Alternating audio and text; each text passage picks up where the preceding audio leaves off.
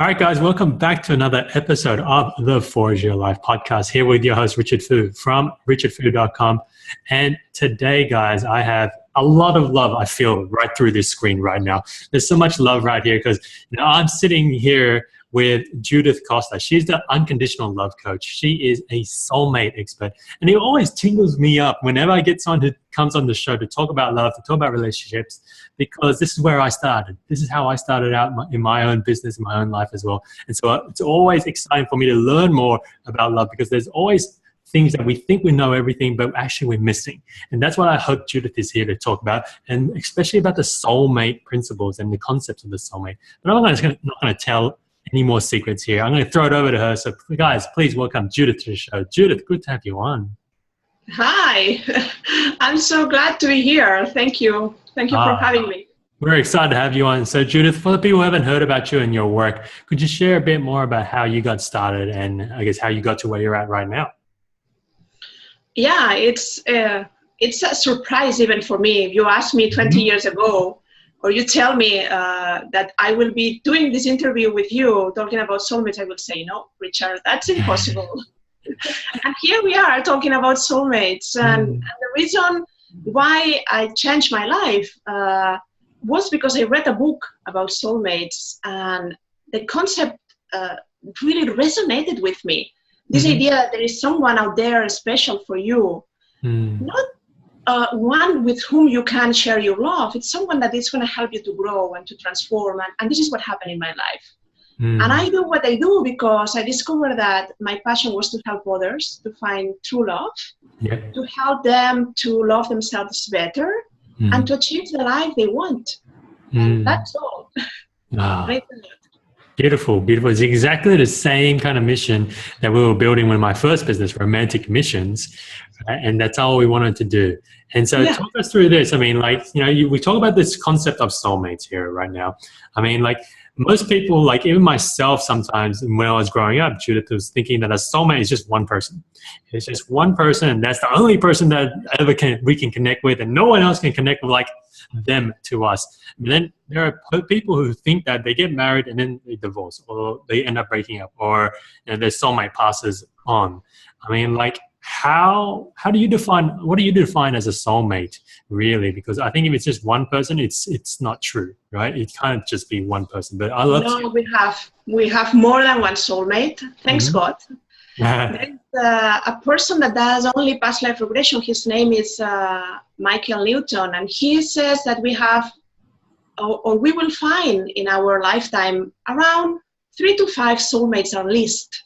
And a soulmate is someone that is your eternal partner.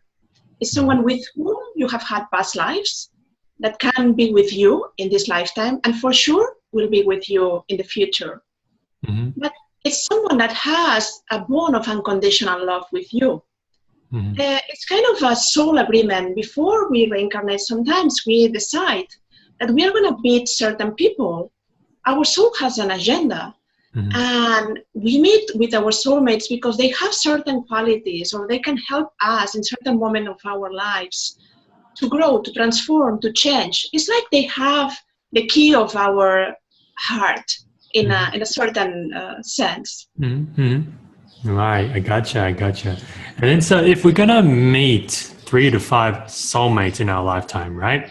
How this question pops into my head here, Judith, is like, what happens if you meet them all at the same time? Does that mean you're going to be in a, multiple, you have more than one soulmate in your life. I'm totally sure that it happens, but not with all of them. You will have a romantic relationship. A soulmate can be a sibling, can be your best friend, even a pet. Let's travel with us through lifetimes, and they are masters of unconditional love. They help us to understand this concept. And what happens is, not with all the soulmates that we have, we will finish married or having a romantic relationship, because it's not the idea behind the concept of soulmates.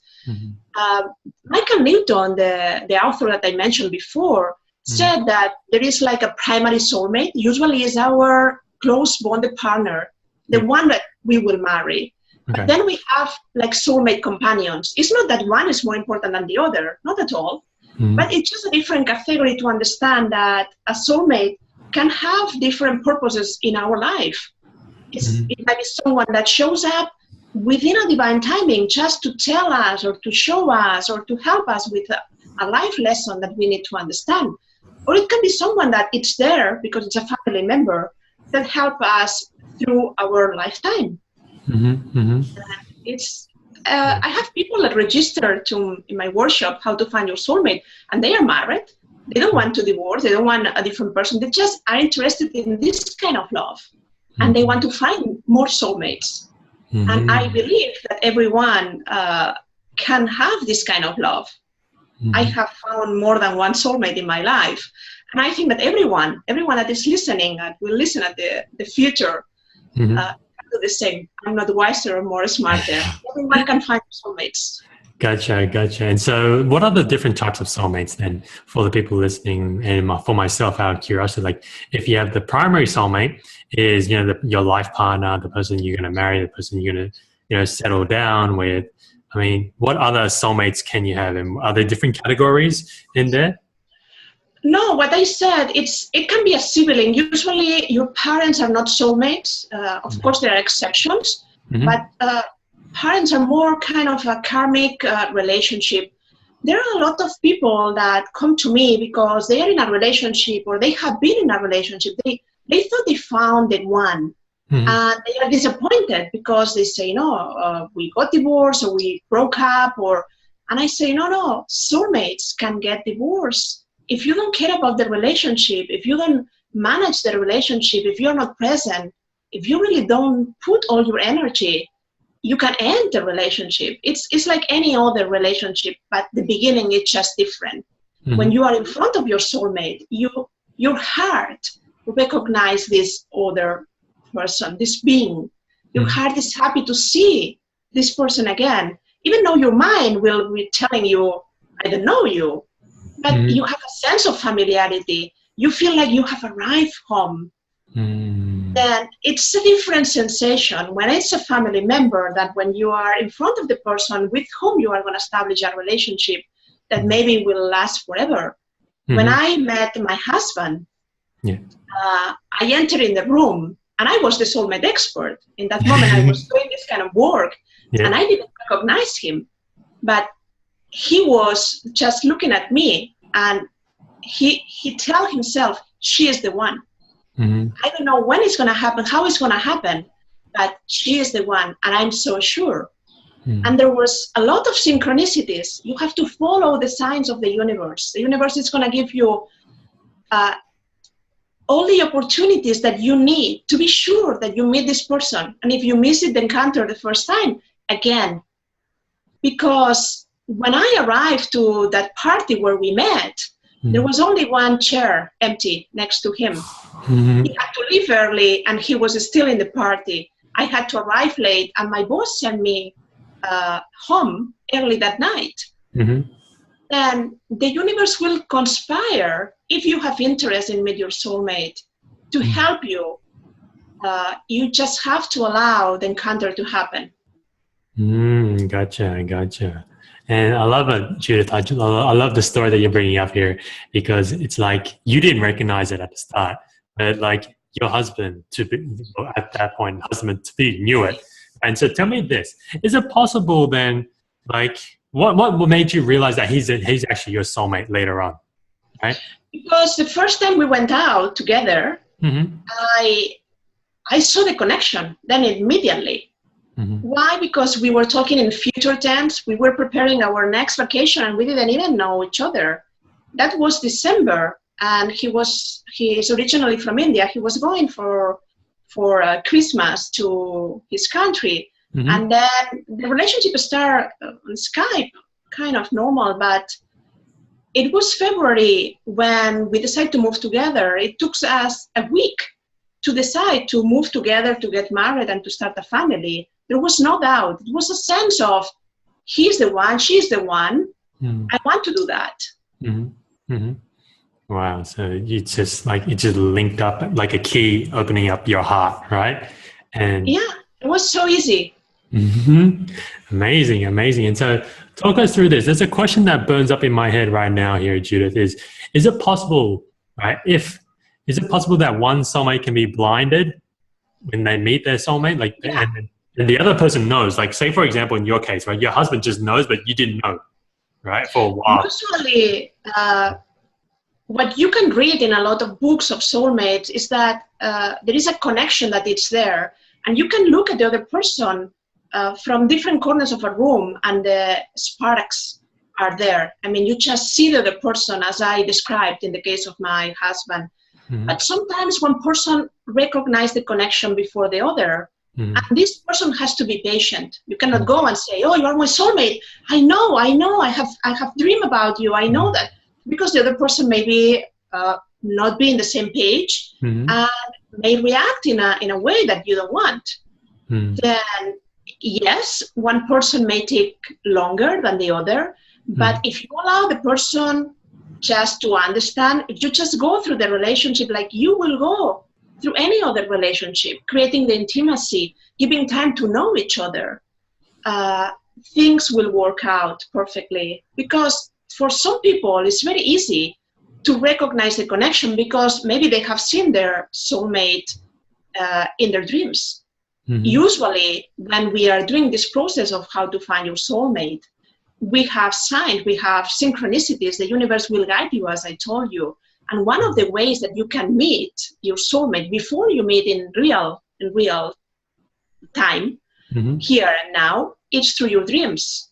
Mm-hmm. And I have lots of stories of clients. One of the people that explained me, it's a story that is going to be in my book. Yeah. She had a dream about a woman. She had a wonderful smile, and in the dream, she always had to leave. Then he was convinced that he had to move. He was living in Miami. He had to move to another state to meet this person. And he didn't want to date anyone because he was waiting for his soulmate.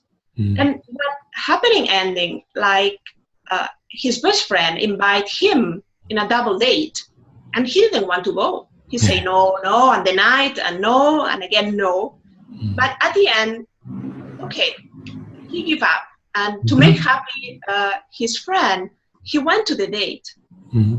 And the soulmate was there. It was the best friend of the girlfriend of his friend. Yeah. He recognized him immediately because of the smile that he saw in the dreams. Mm-hmm. And she had to leave because she was only visiting the US. She didn't have a visa. She wasn't living in the US. She was from a different country, from Colombia. Yeah, yeah. Dreams can give you a lot of information about where your soulmate is. She may look like different, or he may look different because you may see the person in past lives, not in this lifetime. But your heart will know. When you are in front of this person, you have a different sensation. Mm-hmm. You may feel that there is something between you two. Right. And so you say different sensation. I mean, like, talk us through that. Could you describe what this sensation is for the people who are listening here, so that they can... I said some of the things before, but again, it's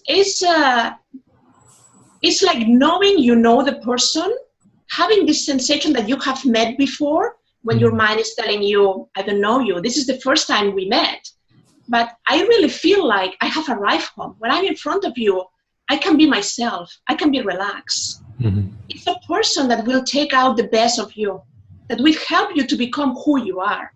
Mm-hmm. And when you are in front of this person for the first time, you have a sensation that this is an important encounter.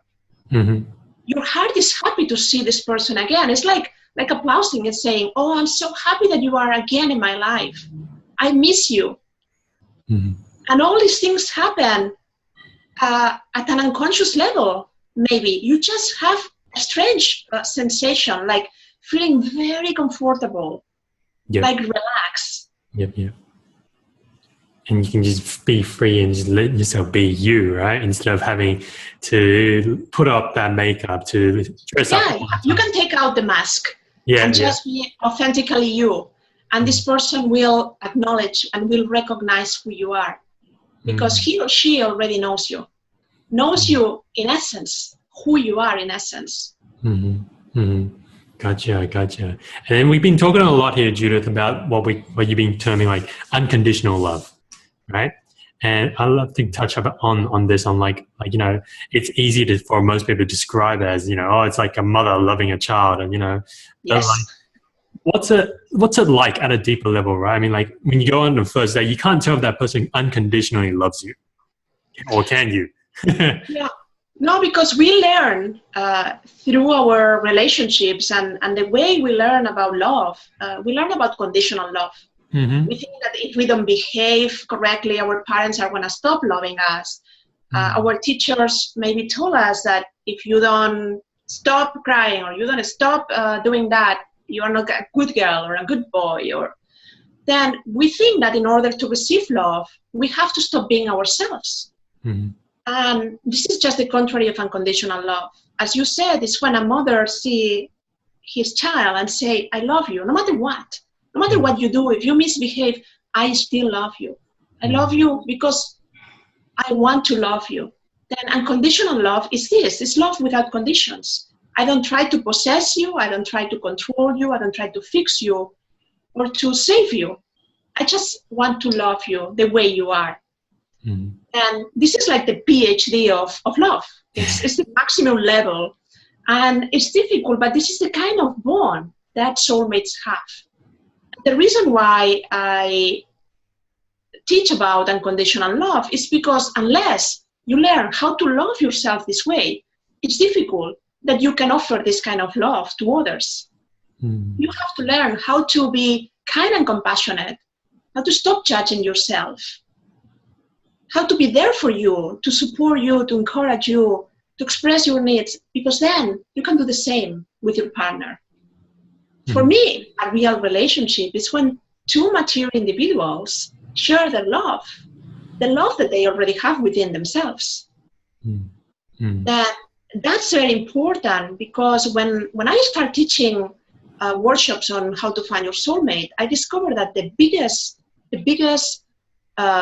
challenge for my clients was that they don't really love themselves, and they kind of don't have access to this higher vibration that is self-love, where you can manifest a relationship that mirrors that love that you have for yourself. Mm-hmm. Mm-hmm. If you consider that the law of attraction says that like attracts like, if you want this soulmate, you have to become the person you want to be with. Yes. A soulmate is just that. It's someone that is vibrating at the same level as you. Mm-hmm. Soulmates have a special thing between them, that if you are not at the same level, I will help you to arrive there. I have this sense of I want to be there for you. I want to help you grow. Mm-hmm. In a different kind of relationship, you may just divorce or break up. You don't want to do the work, but for your soulmate, love is what helps you to be there for the other person, to transform your life and to help the other person to do the same. I love it. And I love what you say here about, you know, you have to be vibrating at the same frequency or the same level as your soulmate. I mean, like, how many times, Judith, do we see people who want to go for someone who's up here and they feel like they're down here? Yeah, way below them. And then they're like, you know, well, you know, do you think that person who's up here would like someone down there? Most likely not, you know. And no, it's that you cannot receive what you don't feel that you deserve. Then if you are not ready for this kind of love, the universe would love to help you. But you are saying, no, please don't send it. Not now. I'm not ready. I cannot handle that. No, this kind of love is too much for me now. Yeah. And every desire is a phone call to the universe saying, please, I want to place an order. Please help me to find my soulmate. But then you cannot cancel the order. You cannot delay the order. You cannot make another phone call to the universe saying, oh, I'm sorry, I'm not ready yet. And what you need to do in order to find your soulmate is to be sure that you are prepared. Yes, 100%. Let go of anything that is holding you back. To let go of any past disappointments or pain that you have had in relationships. To be sure that your heart is totally open to receive love, to love yourself, to forgive anyone that hurt you in past relationships. Just to be ready to receive this amazing love that it's available for each of us. Your soulmate is out there waiting for you. Love it. It's so beautiful. And you say it so eloquently in that you just got to create that space. Yeah. Yeah, I totally believe in that. Yeah. I have experience. The first time it happened to me, when I read this book of Ryan Weiss, Only Love is Real, I told you the concept resonated with me, and I thought, like everyone else, that we only have one soulmate. And in that moment, I was married. My first husband and I had a really wonderful relationship at the beginning, with a lot of special things that happened. We had a kind of telepathy, and we were very synchronized. And I wanted to demonstrate myself that he was my soulmate. And what I discovered was that no, we were together in past lives. We had what is called a karmic relationship, a relationship that has built things that we need to heal. Then we were together to have the opportunity to do things differently this time, to heal our past. But so intense was my desire to find my soulmate that I did. And this person was my first boyfriend, a person with whom I established a relationship when I was around 17 years old. And he came back after 16 years into my life through my dreams. That's the reason why I studied this master in psychology and psychotherapy based in the teachings of Carl Gustav Jung, that he is the masters of the best teacher of these kind of things. And I mean, the experience took me some years to really understand that amazing things happened to me. It's not only the connection that I experienced. I really understood through this connection what was true love. When I saw that what was experiencing in my dreams was amazing, and most important, that what I had in my marriage, that gave me the strength to end the relationship, but not to run after my soulmate. He was already having another relationship. It's not that he was the one. He was a message for me. He was the messenger of love. Then your soulmates can do that for you. They can show you what's love, what's true love. They can open doors that are already closed for you. They can allow you to connect with the true love that is within you. Then if your desire is intense enough, if you focus all your energy, you can find your soulmate. It's easier than it seems. You can find your soulmate. If you can, if we can, then yes, you can. Everybody can. It's just whether we're open to it or not. And I love it, Judith. And, it pains me here that we got to start wrapping up, because I've been enjoying this conversation. It's just so lighthearted, so beautiful.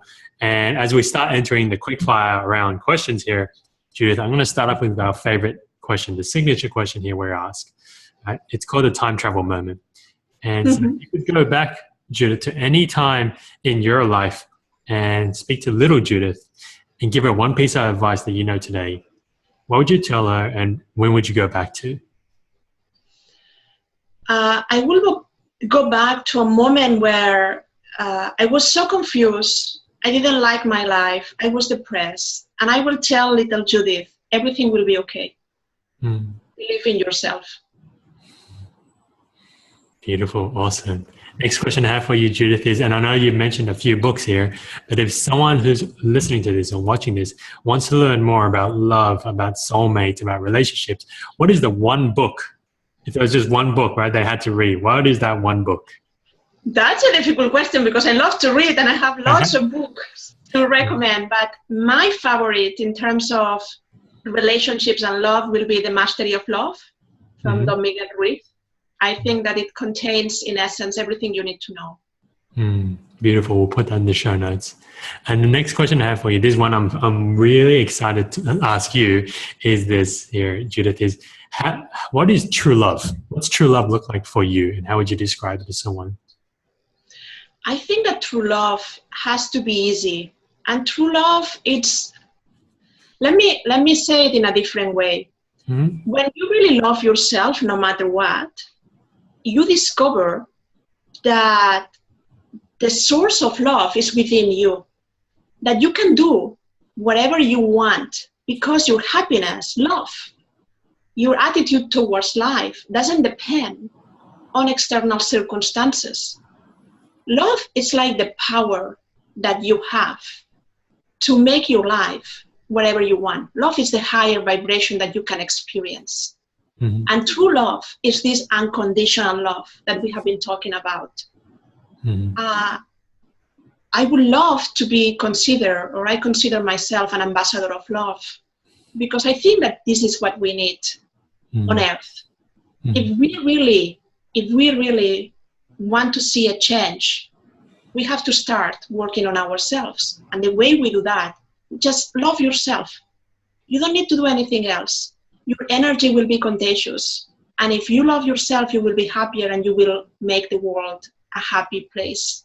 And that's true love. It's what is already within you. Beautiful, Judith. I love that. I love that. And the final question I have here, Judith, is, if you had 30 seconds left to live and you're surrounded by your loved ones, all the people that you've made an impact to in the world, what would you leave a message with them? What would be your last words to them? I will say love, and continue loving. Again, love is everything. It's everything you need. Love is the best medicine. If you really love yourself, you will love others the same way. Then love is the solution. And that will be my best advice. Love it. Amazing, Judith. It's been amazing having you on the show here.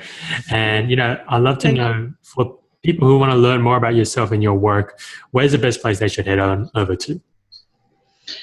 You can go to my website, is www.judithcosta.com. Judith, Judith, M as in Mary, Costa, Costa. All the information about my workshops, retreats, private sessions, everything I do is there, updated. And if you want to ask me any question about what we have been talking, just send me an email. It's judithmcosta@hotmail.com. And I will be happy to help you. Awesome, Judith. Awesome. And one last final thing here, Judith. Was there anything else you wanted to share here with the people listening, the people watching, that we didn't get a chance to talk about on our show here today? Yeah, I want to tell everyone that the purpose of your life is to be happy. And the reason why you are on earth is to learn how to love and how to be loved. And just please relax. This is not about stressing yourself, struggling through life, and having problems. We are here for something more important and easier than focus on enjoying your life. And your life will be simpler and more enjoyable. And I'm sure that you can do that. Just about love again. It's all about love. Love it, Judith. Love it. And so once again, thank you so much for jumping on the show, just sharing your expertise with soulmates and breaking it down for myself and everyone else here on the show. So thank you again, Judith. It has been a pleasure. I'm so happy that you gave me the opportunity to share all this with our listeners. And thanks again. You're welcome. And so, guys, this wraps up another episode of the Forge Your Life podcast. Here today with the soulmate expert herself, Judith Costa, breaking it down. And I want you to do this. I want you to spread this out to every soulmate that you know, whether you think they're your soulmate or not. We need to get this message out there. It needs to go out to the world. Judith doesn't want this to be a secret. I don't want this to be a secret. So head on over to iTunes to rate the show. If you think you only have one soulmate, then give us 1 star. If you think you got 5 soulmates, give us 5 stars. I don't care. This just needs to go out there. And of course, guys, remember, you can get the resources that Judith has shared on richardfu.com. And finally, guys, go out there, go live with love and go smash it. I'll see you again soon.